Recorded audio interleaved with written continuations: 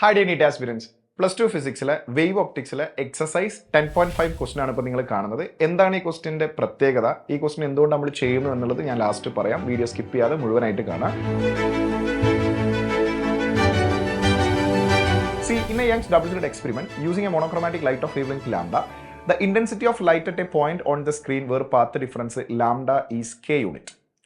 What is the intensity of light at a point on the screen where path difference is lambda by 3? ഇപ്പോൾ double slit എക്സ്പെരിമെന്റിൽ രണ്ട് സ്ലിറ്റിൽ നിന്ന് വരുന്ന ലൈറ്റുകൾ തമ്മിലുള്ള path difference lambda ആകുമ്പോൾ സ്ക്രീനിൽ ഉണ്ടാകുന്ന ബാൻഡിന്റെ ഇന്റൻസിറ്റി കെ യൂണിറ്റ് എന്നാണ് പറഞ്ഞത്. അങ്ങനെയെങ്കിൽ ആ രണ്ട് ലൈറ്റുകൾ തമ്മിലുള്ള പാത്ത് ഡിഫറൻസ് ലാംഡ ബൈ 3 ആകുമ്പോഴുള്ള ഇന്റൻസിറ്റി എത്രയാണെന്ന് ചോദിച്ചാൽ ഇൻ ടേംസ് ഓഫ് കെ. അപ്പോൾ first of all path difference lambda ആവുന്ന സമയത്ത് ഫേസ് ഡിഫറൻസ് പൈ ആയിരിക്കും, വിച്ച് മീൻസ് കൺസ്ട്രക്റ്റീവ് ഇന്റർഫറൻസ് ആണ് നടക്കുക. റിസൾട്ടന്റ് വേവിന്റെ ഇന്റൻസിറ്റി 4i ആയിരിക്കും. ഞാൻ ജസ്റ്റ് കാണിച്ചു തരാം. റിസൾട്ടന്റ് വേവിന്റെ ഇന്റൻസിറ്റി രണ്ട് സ്ലിറ്റിൽ നിന്നും വരുന്ന ലൈറ്റിന്റെ ഇന്റൻസിറ്റി സെയിം ആണെങ്കിൽ, ഒരു ഐഡിയൽ കേസ് ആണെങ്കിൽ റിസൾട്ടന്റ് ഇന്റൻസിറ്റി നമുക്ക് ഇങ്ങനെ എഴുതാം: 4i കോസ് സ്ക്വയർ 5/2 ഫേസ് ഡിഫറൻസിന്റെ ഹാഫ്.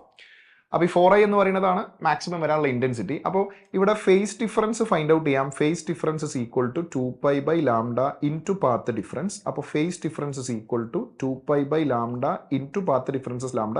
ലാംഡ ഗെറ്റ് ക്യാൻസൽ ആവും. 5 is equal to 2π.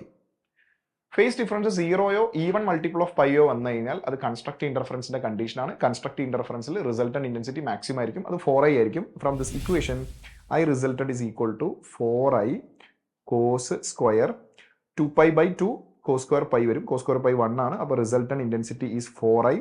ആ ഇന്റൻസിറ്റി കെ യൂണിറ്റ് എന്നാണ് ക്വസ്റ്റ്യനിൽ പറഞ്ഞത്. അപ്പോൾ 4i ആണ് K. 4i is equal to K. ഇനി നമ്മൾ പറഞ്ഞിരിക്കുന്നത് ആ രണ്ട് ലൈറ്റുകൾ നമ്മളെ പാത്ത് ഡിഫറൻസ് ലാംഡ ബൈ 3 ആകുന്ന സമയത്ത് എത്രയാണ് ഫേസ് ഡിഫറൻസ്, എത്രയാണ് ഇന്റൻസിറ്റി എന്നാണ്. അപ്പോൾ പാത്ത് ഡിഫറൻസ് ലാംഡ ബൈ 3 ആകുമ്പോൾ ഫേസ് ഡിഫറൻസ് എത്ര നോക്കാം. 2π by lambda into lambda by 3. Lambda cancel. Phase difference is equal to 2π by 3.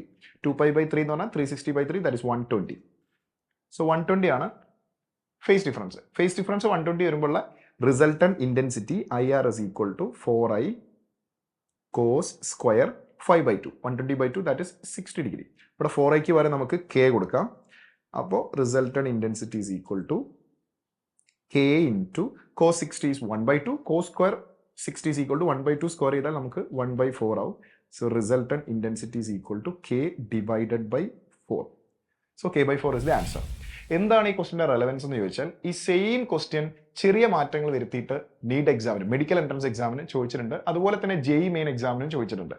So here you can see a question in a Young's double slit experiment. The intensity of light at a point on the screen where path difference is lambda is k unit, where lambda being the wavelength of light used. Intensity at a point on the screen where path difference is lambda by 4 will be. NCERT ചോദിച്ചത് path difference lambda ആകുമ്പോൾ k unit, അങ്ങനെയെങ്കിൽ path difference lambda by 3 ആകുമ്പോൾ എത്രയാണ് intensity എന്നാണ്.